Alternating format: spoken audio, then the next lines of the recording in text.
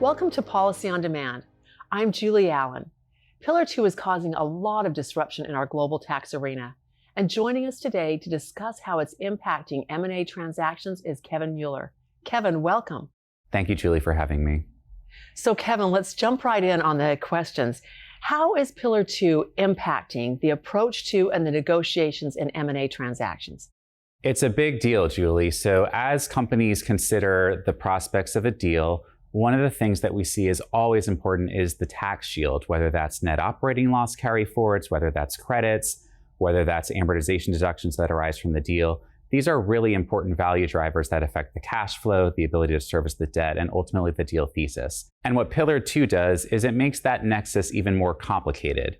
One of the things that's new about Pillar 2 is that it's very specific to each buyer. You can't simply say, Pillar 2 is going to do this to a tax rate. You have to consider, what is the buyer's profile? Are they subject to Pillar 2? What other jurisdictional mix of taxes and income do they have?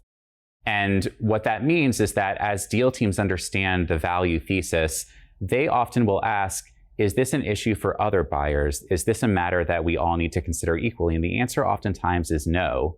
And so where many deal teams are already familiar with the concept of having to diligence tax attributes and become comfortable with them, because rarely can they be covered under reps and warranties policies, rarely are they able to be indemnified. You need to do the work, so that's familiar to them. What's less familiar is the complexity that Pillar 2 brings to that calculation. You need to understand not just the overall financials and what the tax rate is, but how does that break into jurisdiction by jurisdiction tax rates? How does that break into what drives the book and taxable income? Are those adjustments that bridge tax to book going to be consequential from a Pillar 2 perspective? And so it brings to the deal more complexity and more understanding of how are we as a buyer situated relative to other buyers with their own profiles. And that in and of itself is an input that informs how they negotiate and how they value the tax attribute. Kevin, I think that you really gave a lot of information there, thinking of those tax attributes, the tax rate, the different jurisdictions, and then the complexity. Really nice job weaving that into all the things that we would consider in an M&A transaction. I'm going to take it a little bit further right there, because you talked about the tax rate in the different jurisdictions, but are there structuring considerations that companies should be considering when they're contemplating Pillar 2 and M&A transactions? There can be, and they can be really important. So one of the things that we see, particularly at this juncture, is Pillar 2 is generally not yet effective. We're on the cusp of it, but it's generally not yet effective. And so as buyers will look at a target profile, they may identify a feature of the tax structure that is not likely to be sustainable. Maybe there's a jurisdiction that experiences a low tax rate. There's a ruling. There's something about the profile that is not likely to be sustainable once Pillar 2 enacts that step up.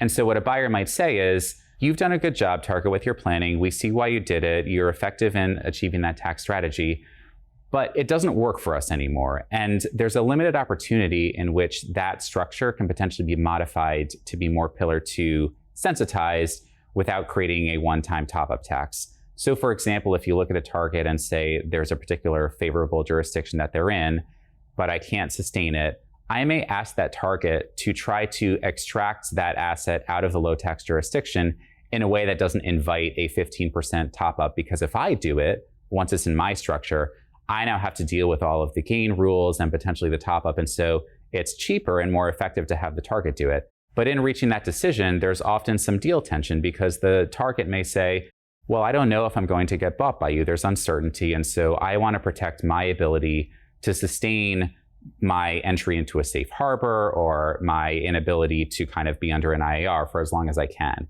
And so the deal team needs to understand, what is the timeline of the deal? What am I asking of the target? And what is the value to me, so that I can appropriately communicate and bargain for that change that may provide me longer term value by not having to deal with this complex jurisdiction that is now tainted by the Pillar 2 top up. So some really key themes there: understanding the value, knowing about Pillar 2 in the deal, the timing of it, and then really communicating those changes, I think, are really key and really important. And weaving that in to the negotiations or into the documentation, as you've said, is really, really key. Okay, I'm going to stay on that theme, because we're talking about the deal setting, we're talking about tax, but are there key themes or messages that the tax personnel should be giving to the C-suite and to the deal team so that they know what to prepare for with Pillar 2 and M&A transactions? Absolutely, Julie. Communication is so critical. There's a lot that you can do looking at what you know to say, if this is my projection, here's how I think Pillar 2 may affect the sustainability of the tax rate. But you also want to know businesses are dynamic. They may consider other opportunities. They may consider acquisitions.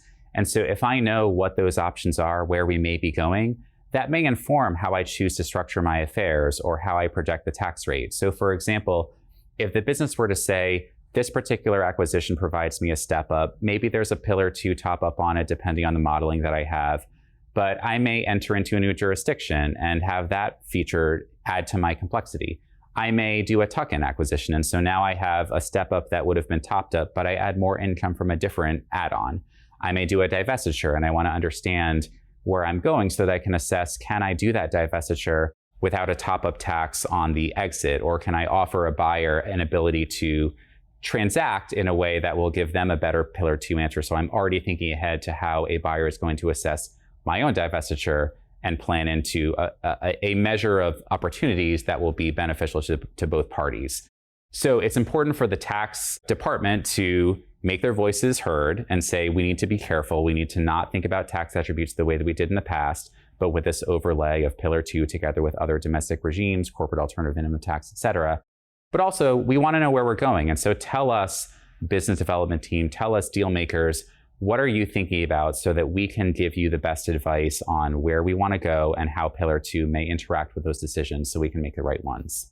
I think that point that you highlighted, if I just summarize some of the points that you said are really key, starting back of looking at those tax rate, looking at the complexity in the different jurisdictions, making sure in structuring we're considering how does Pillar 2 weigh in there, and then to this point that you're really making with the C-suite and with other deal personnel, watching the communications, making sure they're prepared not only for right now what could be considering with the top-up taxes or with Pillar 2, but in the future, setting themselves up. So really key points, Kevin.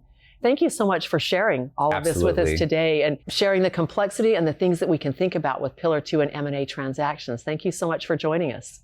Of course. Thanks, Julie. And thank you all for joining us, and we'll see you next time.